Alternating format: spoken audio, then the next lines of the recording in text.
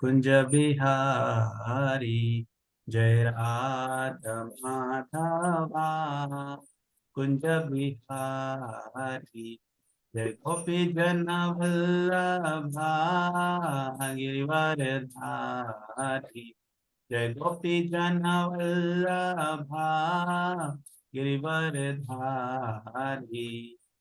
Yashodanandan Braj Janardan Yashodanandan Braj Janardan Yamuna Tirah वनचारी Yamuna Tirah वनचारी Jai Radha Madhava Kunj Bihari Hare Krishna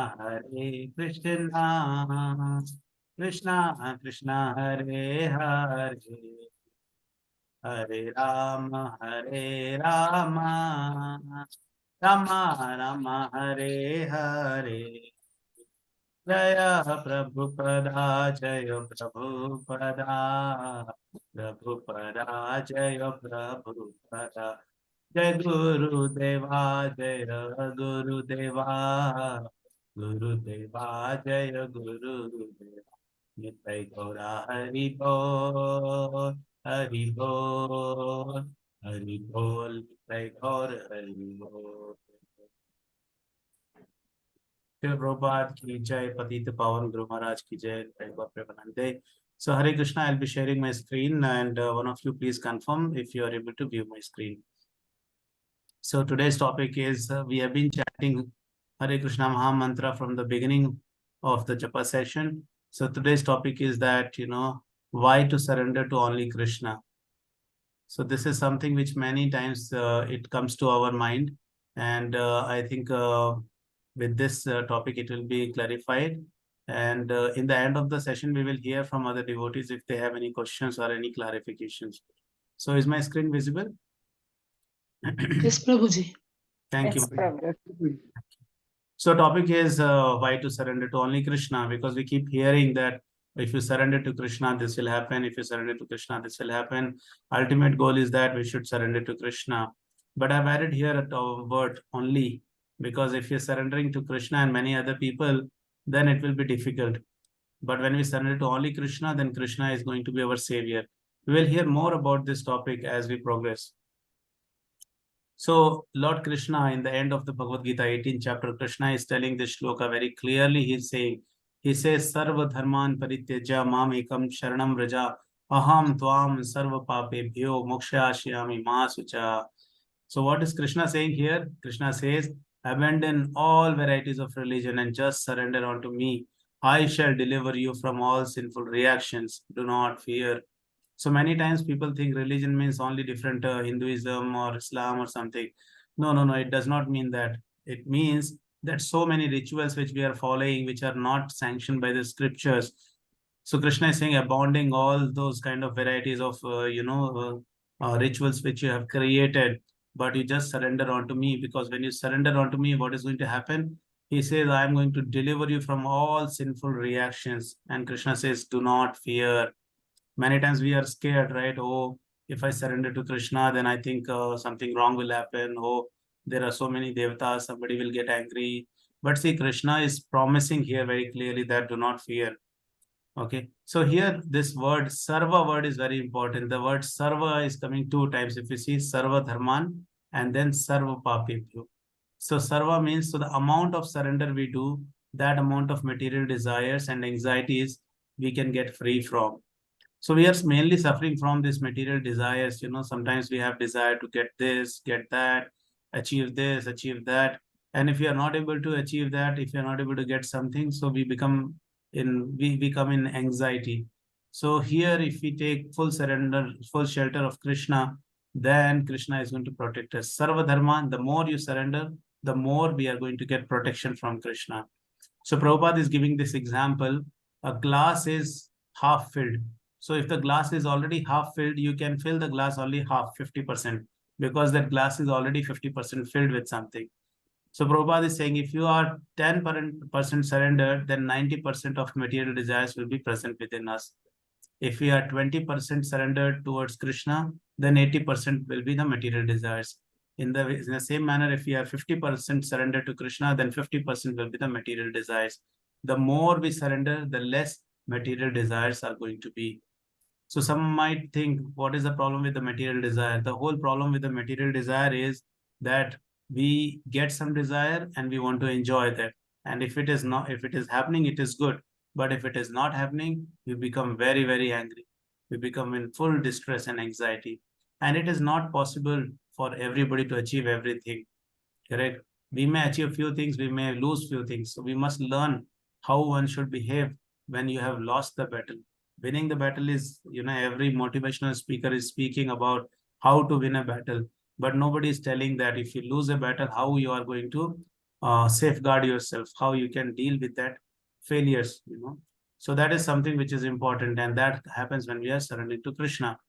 Then next point comes to our mind. I think many of you will be having these questions. So the question which will come in our mind when we talk about surrendering to Krishna is that who is going to take care of my other needs? I have got so many requirements. The second question can come in my mind is that why not I surrender to any other demigods who can make me rich, give me great boons, like Hiranyakashipu got boons, like we were talking about various asuras, demons who got big, big boons. So like that, we can go to Brahmaji and get a lot of boons. Then third point which can come in our mind is that does Krishna really want me to worship him, remember him, think of him, or it is just the devotees who are always telling that, surrender to Krishna, surrender to Krishna. So that question also comes to our mind, and many times people ask this, that you keep talking about surrendering to Krishna, take shelter of Krishna, but where is Krishna saying that in Bhagavad Gita? Okay. And then next one is, what if I surrender only 10% or 20% and not 100%?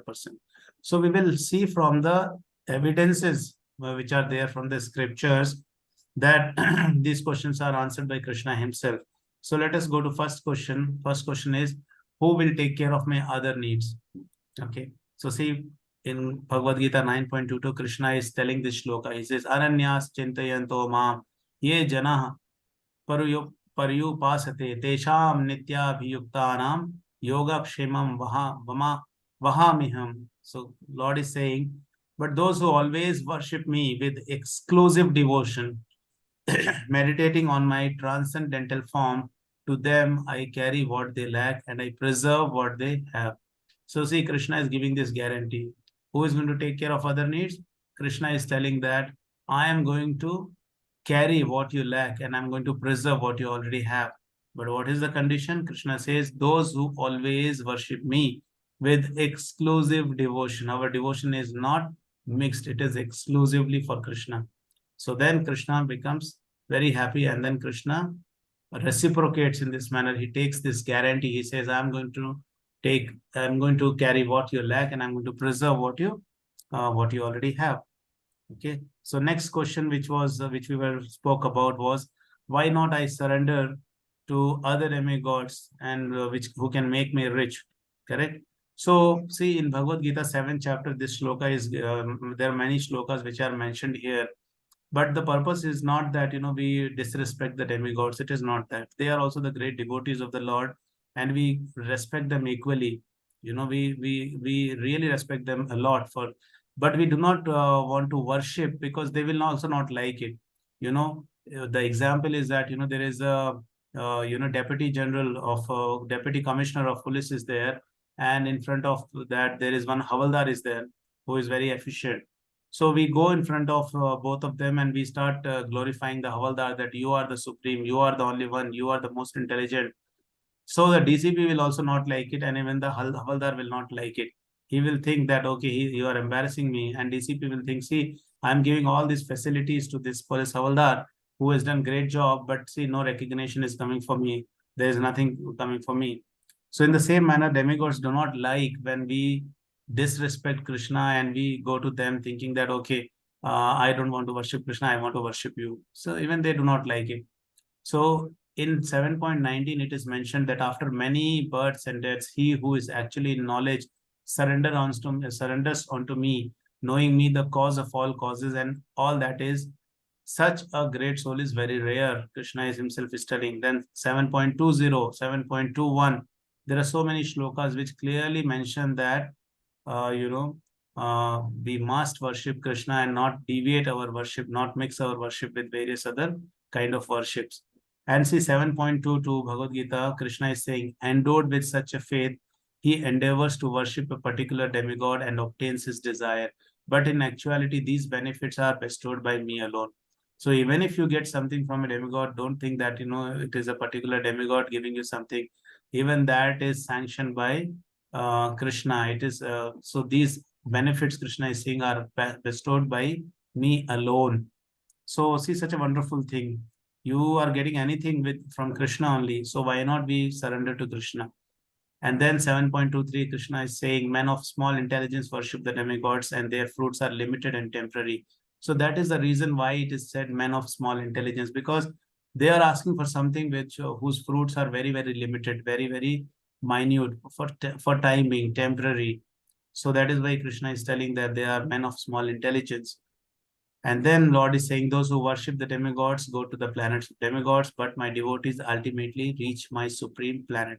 So that is also the point when we talk about, fifth canto of Srimad Bhagavatam, there are a lot of references about the geographical design of Brahman, how it is created, how many planetary systems are there, how is the Bhumandal looking like. In Bhumandal, what are the different bhukhandas are there, different kind of oceans are there, different kinds of Dvipa is there. And then there is a tiny small planet which is called planet Earth. And then there are so many other planets. So when people worship demigods, they only go to the planets of demigods, which is again the material world only. It is not the spiritual world.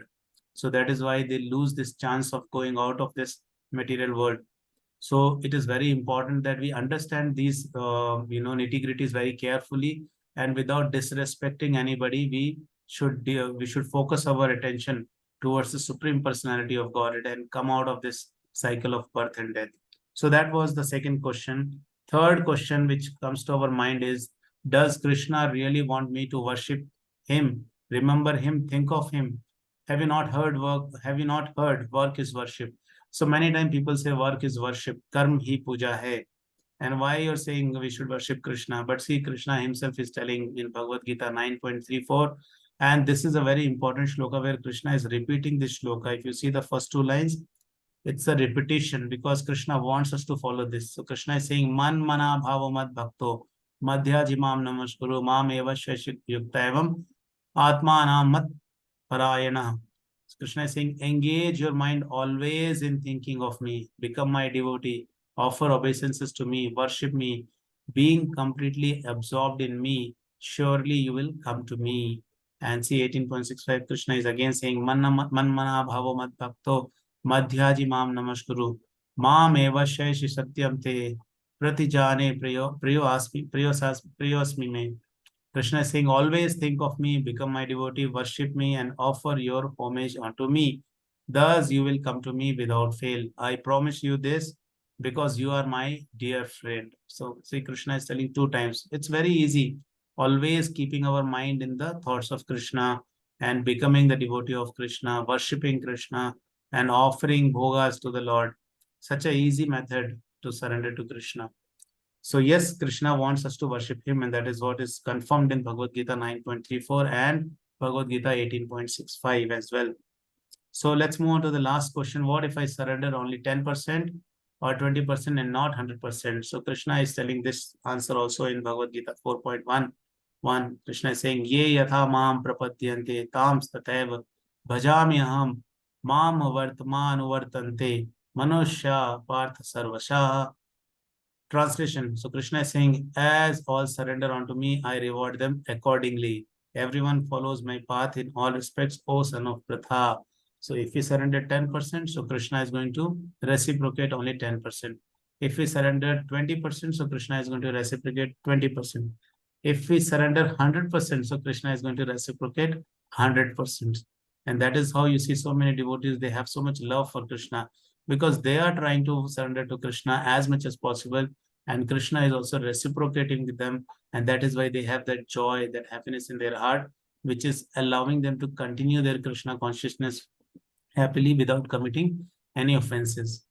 So that was the last question which is answered by the Lord in chapter number 4, shloka number 11. And this is my last slide. So to use mind in thinking of Krishna is as equivalent as to engage body in the service of Krishna. So see, this thinking of Krishna is so important. You're sitting in the office, you can always think of Krishna. You are seeing some beautiful thing, so you can think of Krishna. Oh, it is Krishna's creation. When you're seeing the Mother Nature, you can think, oh, Mother Nature is so powerful and so beautiful. It is such a wonderful creation of the Lord. When you're seeing beautiful rivers, mountains, you can think that how Lord Krishna created all these things. So in every thought, we can see Krishna. When you drink the water, the taste of water is Krishna. Krishna is telling in Bhagavad Gita. When you see big, big trees, you can think how Krishna has designed this, entire system so nicely that trees, they are, emitting oxygen and taking carbon dioxide, and we are taking oxygen and emitting carbon dioxide. Such a nice system. Who has designed? Krishna has designed.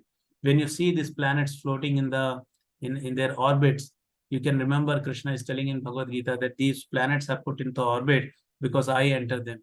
Otherwise, they cannot be hanging, right? They will fall down, they will go drift away, they will be separated. But see, the entire system is such nicely designed. 12 hours is the night and 12 hours is the day. On planet Earth, you have water bodies, you have salt water. Everything is so properly planned and executed. So everything we see, we can remember Krishna. When you see different living entities, you can remember how Krishna is residing in their heart. Krishna says that I am residing in their heart, every jiva, and I am there in every jiva in the form of Paramatma, in the form of Shirodakshai Vishnu. So Krishna is present everywhere. Anything you see, you can remember Krishna. Anything you eat, anything you drink, you can remember Krishna, because it is all Krishna's property. So that's the confirmation from the scriptures. So I will give a stop here. If you have any questions or any clarifications, you can always come back with the questions or clarifications. And I sincerely thank you all for listening so patiently for this session. Srila Prabhupada ki jai, Patita Pavan Guru Maharaj ki jai. Hare Krishna. Hare Krishna Prabhu. Yes, Prabhu.